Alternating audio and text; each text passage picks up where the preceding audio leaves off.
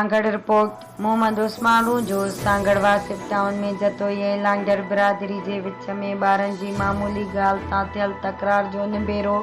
न थियण सबबि हिकु भेरो ॿीहर इलाइक़ो मैदान जंग बणिजी वियो। जतोई बिरादरी जे 25 शरपसंद माण्हुनि जी लांगड़ बिरादरी जे घरनि में का गरबाती यरगमाल करे मारकुट, गरबातियुनि समेत जानवरनि ते वेश्याणो तशद्दुद, लांगड़ बिरादरी पारां मुज़म्मत करण ते जवाबदार धमकियूं ॾींदे फरार, लांगड़ बिरादरी जा माण्हू रतो छाण इस्पताल मुंतकिल। सांगड़ थाणे जी हद वासिफ टाउन में हिकु ॾींहुं अॻु ॿारनि जी मामूली ॻाल्हि तां जतोई ऐं लांगड़ बिरादरी माण्हुनि में जहिड़ो थी पियो, जंहिंजे निबेरे खां अॻु ई जतोई बिरादरी 25 शरपसंद माण्हू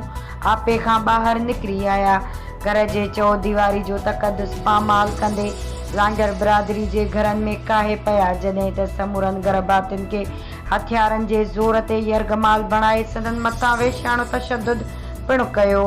जॾहिं त जहिड़े दौरान तेज़धार आला लठियूं लोही लांघनि जे आज़ादाना इस्तेमाल सबबि लांगड़ बिरादरी जे 3 माण्हुनि खे,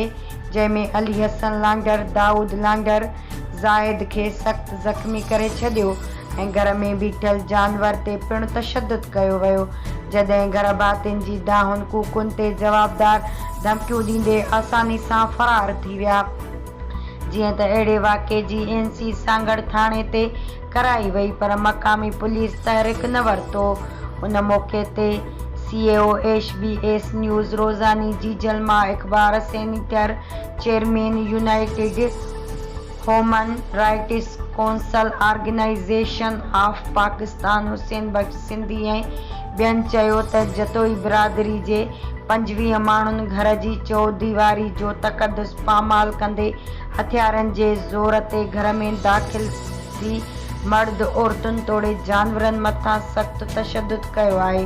जॾहिं त हिकु ॾींहुं अॻु सांगड़ थाणे ते NC दाख़िल कराइण बावजूद पुलिस जवाबदारनि ख़िलाफ़ कार्रवाई न करे सघी। मक़ामी पुलिस जवाबदारनि जी वांगारूं बणियल आहे, जंहिं करे पुलिस का बि कार्रवाई करण लाइ तयारु नाहे।